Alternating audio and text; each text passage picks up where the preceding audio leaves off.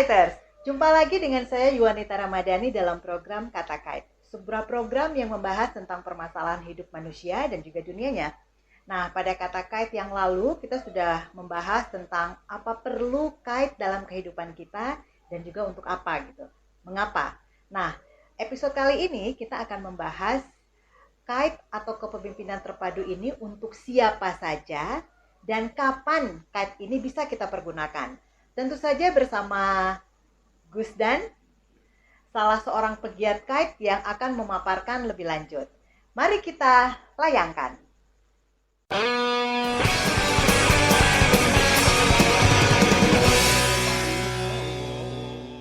Halo Gus, apa kabar? Baik, Baik Ata, ya?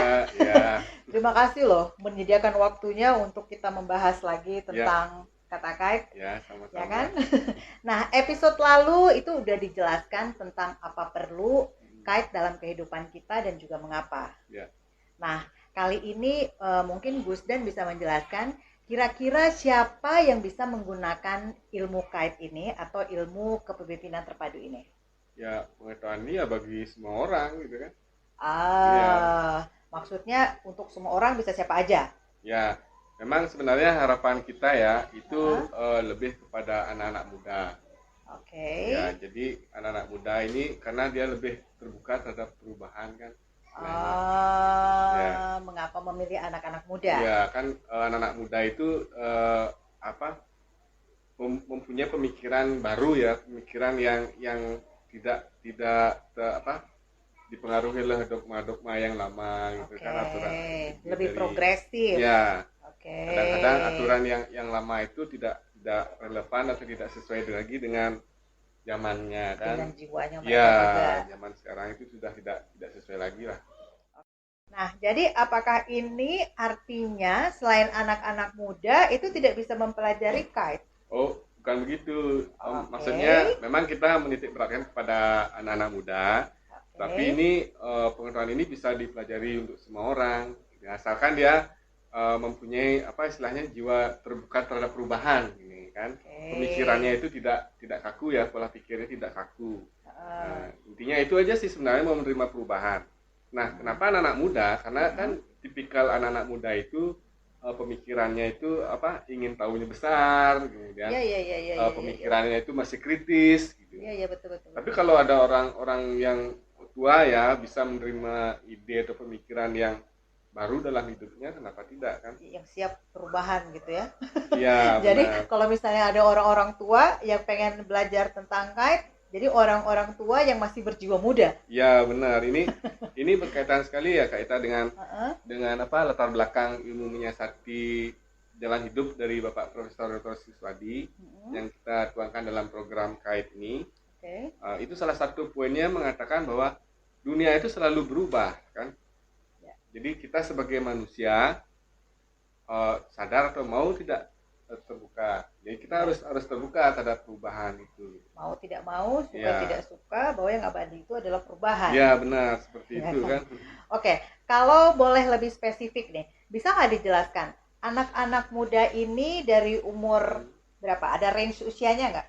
Ya, sebenarnya disesuaikan dengan tingkat pemahaman aja ya, bisa dari sedini mungkin kan.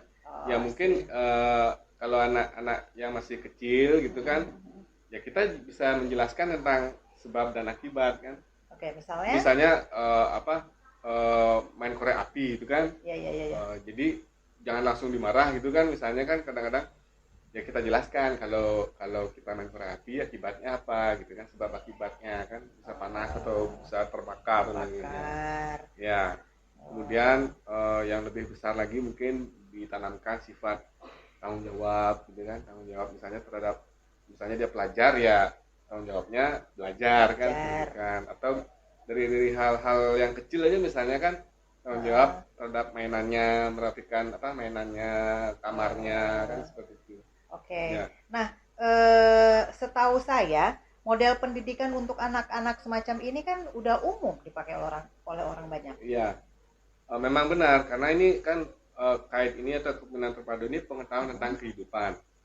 Jadi memang beberapa poin itu dirangkum dari nilai-nilai kehidupan yang yang sudah ada gitu kan. Nah, terus kalau kayak gitu yang membedakannya apa?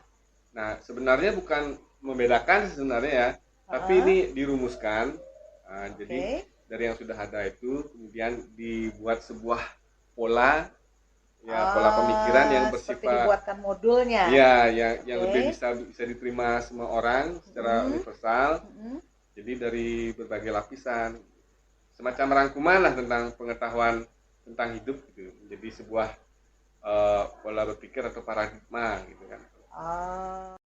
Nah, kira-kira selain yang terbuka perubahan, siapa lagi sih kira-kira yang bisa menggunakan ilmu kait ini? Ya ini karena ini tentang kehidupan ya. Jadi orang-orang yang sedang berupaya keluar dari problematik atau masalah. Jadi orang-orang yang sedang mengalami masalah dalam hidupnya. Jadi ada patokan-patokan langkah bagaimana cara menyelesaikan masalah dalam hidupnya. Wah, kalau berbicara masalah hidup, sepertinya semua orang pasti mengalami banyak masalah kan ya dalam hidupnya kan? Masalah. Ya, selama kita hidup memang kan ada masalah. Sekarang bagaimana sikap kita menghadapi masalah itu? Apakah mau dijadikan beban atau mau dijadikan sebagai sebuah magma kreativitas? Jadi dari permasalahan itu jadi magma kreativitas.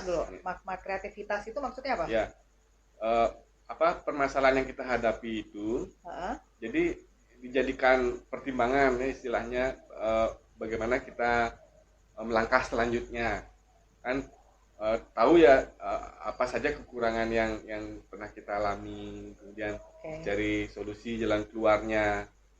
Kemudian terkadang masalah itu menjadi pemicu ya, penyemangat atau motivasi kan banyak orang-orang yang orang sukses itu belajar dari kegagalannya. Jadi semacam motivasi harus lebih semangat, trigger ya. Nah, ini istilahnya adalah dalam kait ini problematik itu sebagai syarat bebas. Kalau gitu bisa dikatakan bahwa masalah itu sebenarnya challenge gitu ya. Benar. Jadi seperti kita sekolah ya, kita kan udah belajar, kemudian ada ujiannya ya. Dalam hidup pun seperti itu, kita dalam kehidupan kita sedang mengalami ujian hidup ya istilahnya. Bagaimana kita melalui masalah itu. Nah, berarti kalau gitu kan tergantung bagaimana upaya kita bisa melewati ujian itu, gitu kan? Ya, karena setiap orang pasti ingin menyelesaikan masalah ya, ingin keluar dari keluar dari ujiannya itu kan. Ya. Jadi permasalahan dalam kehidupannya itu ya kita berupaya keluar dari ketertindasan, kebodohan, kemiskinan, gitu kan, masalah-masalah dalam hidup itu. Kemudian manusia ingin hidup sejahtera. Nah, ya ini bagaimana cara kita melihat potensi diri kita untuk mencapai itu. Gitu. Nah, ini bisa dijelaskan nggak lebih lanjut tentang potensi diri itu tadi? Ya. Potensi ini dalam kehidupan kita sehari-hari ini tercermin dalam berpikir ya. Berpikir dulu apa akibatnya sebelum kita lakukan satu tindakan.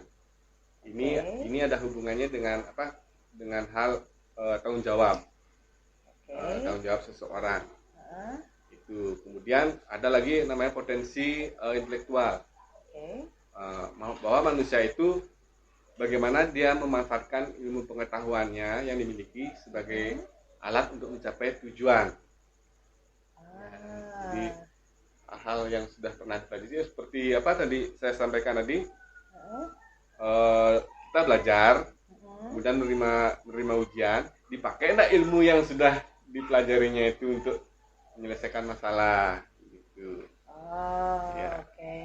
Kemudian selanjutnya ada potensi normatif. Manusia memahami aturan itu dengan penafsiran yang tepat. Ya. Jadi nggak menafsir asal-asalan. Ya, ini ada nanti ada sesi berikutnya itu yang menjelaskan tentang penafsiran. Waduh. Ya. Penasaran ini ya. Kemudian selanjutnya ada ekspresif. Ya, manusia mampu menyesuaikan dan menyeimbangkan kepentingan dirinya sendiri sebagai individu dengan kepentingan orang lain. Baiklah.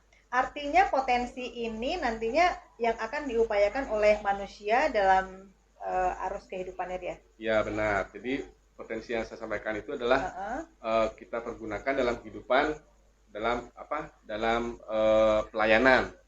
Nah, kehidupan ini sifatnya pelayanan. Jadi kita hidup di dunia ini perlu eksis kan, Ya, perlu mengada. Ya, pasti. Jadi ya contoh hal-hal kecil aja kita mempertahankan hidup lah. Mempertahankan hidup apa eksistensinya adalah dengan bekerja keras, dengan mempertahankan hidup. Kemudian kita hidup bersama orang lain. Bagaimana kita berbagi rasa kan dengan orang lain itu. Jadi kemudian hidup ini dijelaskan juga adalah tentang kesempatan. Kesempatan di mana kita harus berupaya untuk mencari terobosan. Wah, menarik banget ya. Nah, sepertinya ini kan bisa dihubungkan atau dikaitkan dengan poin berikutnya ya, yaitu kapan kepemimpinan terpadu ini bisa digunakan. Nah, itu bisa dijelaskan nggak gimana? Ya, ketika pertanyaannya kapan, ini berkaitan dengan ruang gerak kita ya, ruang gerak manusia. Jadi ketika kita mendapat masalah atau istilahnya beban pikir, jadi kan otomatis ruang gerak kita itu menjadi terhambat kan? Ya. Jadi kepikiran itu kan beban pikir. Jadi itu dulu diselesaikan masalahnya. Jadi masalah itu perlu mendapat penyelesaian. Nah, yang pertama itu yang kita lakukan adalah tentukan titik permasalahannya. Ya, jadi harus tahu dulu duduk permasalahannya itu apa pokok masalahnya kan seringkali kita tuh kadang-kadang ada masalah itu bukan itu loh yang jadi permasalahan mendasar pokok masalahnya gitu. Malah yang luar-luarnya ya, gitu. Misalnya kita secara ekonomi ya nggak punya uang gitu kan, jadi beban pikir. Nah, kadang-kadang ada piring jatuh itu kan nggak sengaja, padahal itu kan itu menjadi sebuah keributan ya. Malah piring jatuhnya. Iya. Bukan karena kenapa beban ekonominya nggak diselesaikan gitu kan? Ya sudah lain kan duduk permasalahannya kan. Malah jadi tambah masalah baru gitu kan ya? Benar. Nah, itu sering terjadi kan memang seperti itu. Iya. Nah, kalau kita sudah tahu duduk permasalahannya, nah baru kita bisa menentukan istilahnya garis memilah ini wilayahnya mana gitu, berada di wilayah mana. Kadang-kadang kita nggak tahu batas wilayah ya. Jadi ya istilahnya pertanyaan A kita jawab B gitu kan.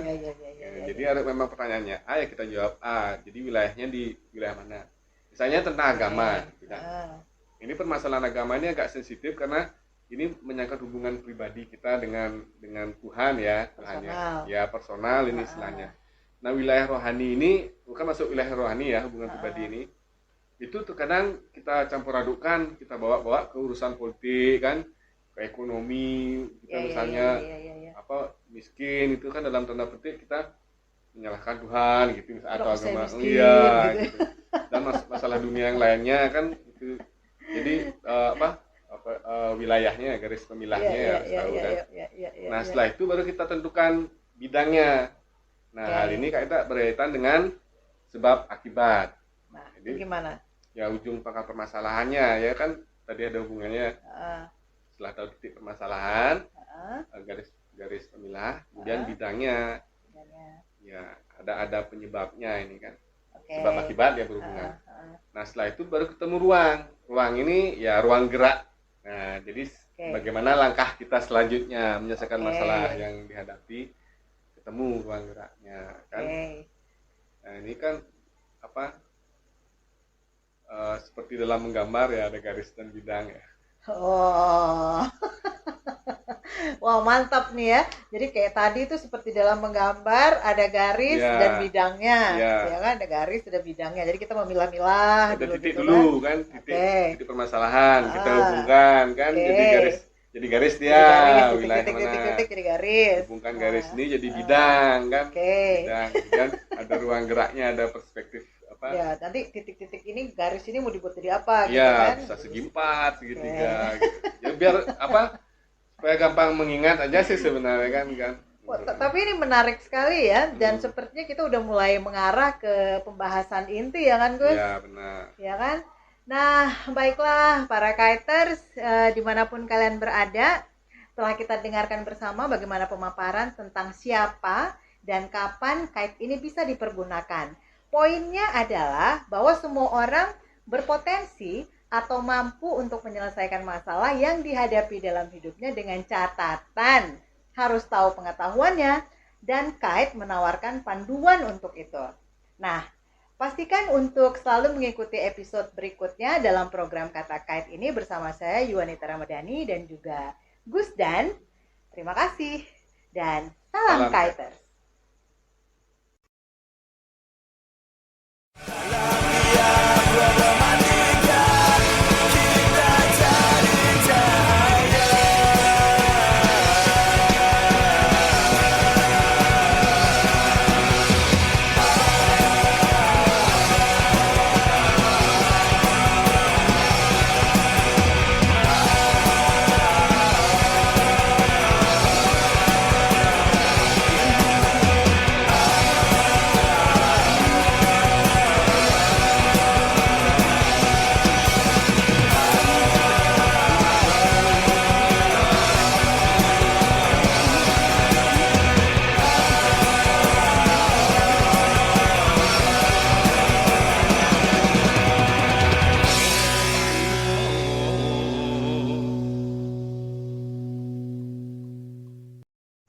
Pastikan untuk mengikuti setiap episode dalam program Kata Kite. Sorry.